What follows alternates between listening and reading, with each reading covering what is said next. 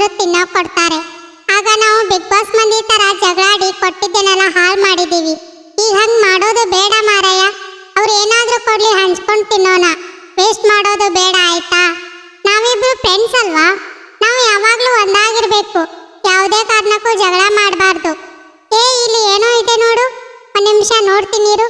ಓ ಮೈ god, ನಿಂಗೆ ಏನಾಗ್ಯಾವ? ಮೊದಲೇ ಯಾಕೆ ಹೇಳಿಲ್ಲ ನಂಗೆ? ಏನು ಕೊರೋನಾ ಇದ್ದಂಗೆ, ಒಮ್ಮೆ ಅಂಟ್ಕೊಂಡ್ರೆ ಬೇಗ ಬಿಟ್ಟು ಹೋಗೋದೇ ಇಲ್ಲ.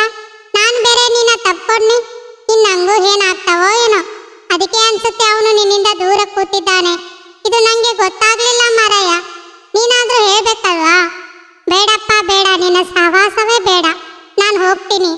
ನನ್ನವರು ಯಾರೂ ಇಲ್ಲ, ಯಾರಿಗೆ ಯಾರೂ ಇಲ್ಲ.